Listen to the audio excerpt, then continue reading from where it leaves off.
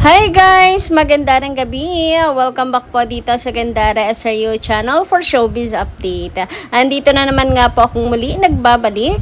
Ang nagmamaganda ninyong kachismosang Kimpao, wala na nga pong iba si Gandara upang magatid sa inyo ng latest update and fresh happenings patungkol kina Kim Chiu and Paolo Avellino. And para nga sa gabing ito, so ayan ang tatalakayin nga natin pag-uusapan ay patungkol nga po dito kay Kim Chiu. Yes, tayo po ay makikimarites muna.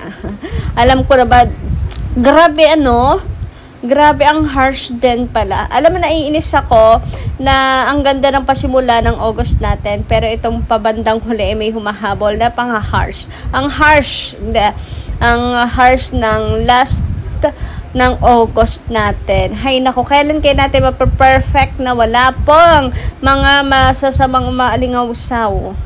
Tama ba yung term ko? Basta masamang kung ano ba mang nangyayari. Di ba pwedeng solohin natin muna ang buwan? Mga bashers, time out muna, pahinga muna kayo, baka napapagod na kayo.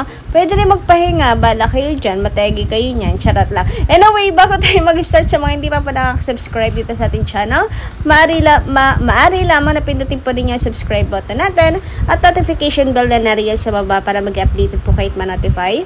Tuwing may bago tayong chika at balita hinggil sa Kimpao. Basta mga balita na may kinalaman, kina Kim Chiu and Paolo Avellino, sagot na natin yan.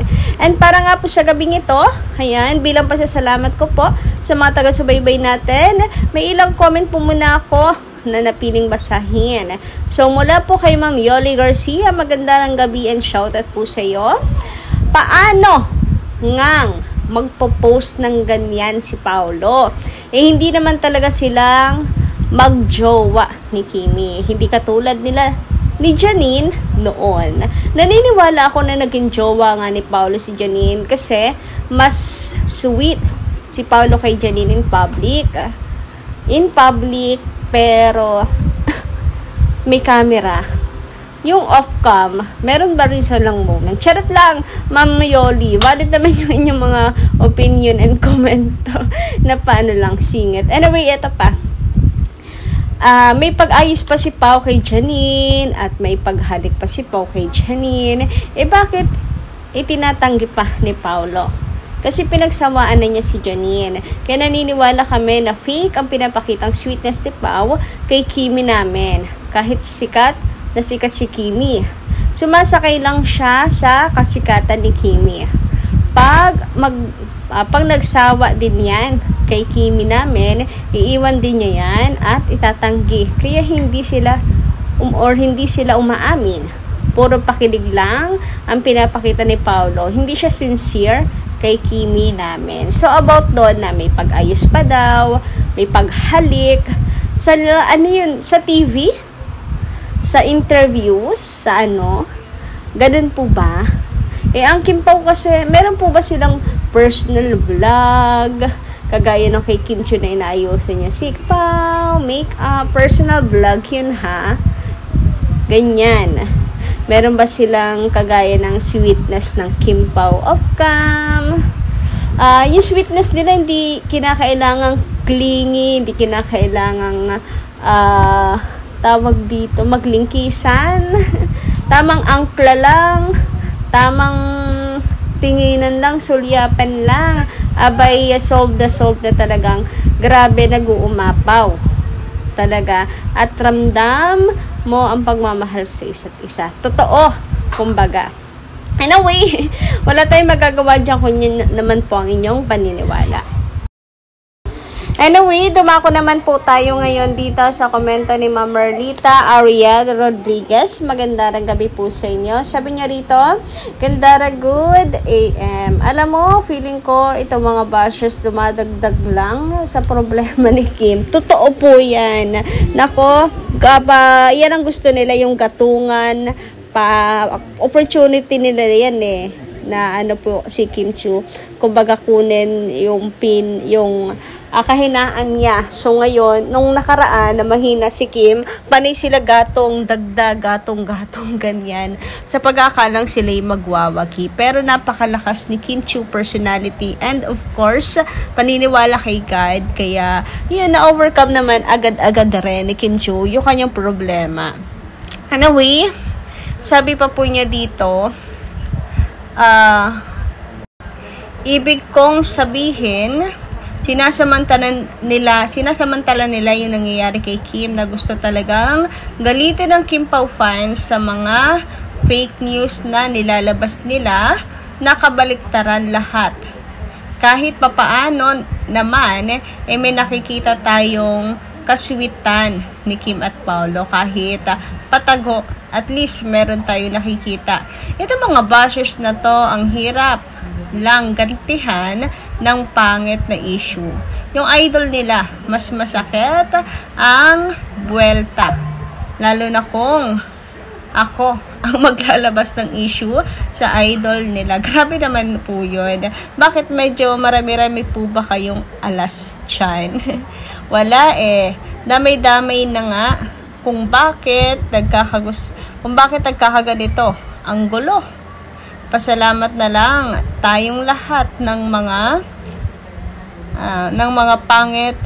Magpasalamat na lang tayong lahat na mga pangit na nangyayari kay Kim, kagagawan lang ng bayarang bashers. Lahat naman na ginagawa nila ay pinagpapasa Diyos na lang natin, kasi sabi, sino man ang bumababa sa'yo, bumabato sa'yo, ipaubaya mo kay Lord. Siya na ang gaganti para sa'yo.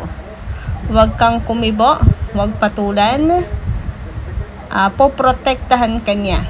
Siya ang kakampi mo sa lahat ng taong masama sa'yo. Kakampi ni Kim at Paolo ang Diyos. Ipaparamdam niya na nandyan siya sa tabi ni Kim kung may bagyo man sa ngayon. Kung may bagyo man sa ngayon, huhupa din yan at bibigyan ka ng maaliwalas na liwanag. Ipagdasal mo sila. Makikinig, maririnig ka ni God. Kasi mabuti kang kapatid, mahal ka ng Diyos, at marami rin kaming mga Kim Pao na nagmamahal sa'yo. So, yun lang. Mukhang medyo marami-rami kayong alas, Ma'am Merlita Aurie, pero pinipigilan niya yung sarili kasi ika nga, hayaan natin na ang gante ay ang Diyos na ang gumawad. Ayan, pagdasal na lang po talaga. Di rin naman sila nagtagumpay. Tingnan nyo, kahit anong gatong yung gawin nila. Sinasamantala nila na may problema si Kim Chiu, pero 1 day, 2 days, wala. Balik sa zero na naman ang pinagpagura ng mga bashers na itanim. Di man lang nasindihan pa para umalang. Napatay na agad yung kanilang tinatanim para, alam niyo yun, bumagsak si Kim Chiu. Anyway, sabi naman dito ni Miss Yoli Garcia, maganda rin gabi. So, hindi aamin si Paolo. Puro deny lang lamang yan. Kasi may movie pa sila. Kaya puro pakilig lang ang ipinapakita. Kim Pao fans ako, pero minsan nakakasawa na rin ang mga nababasa kong article. Paulit-ulit na lamang.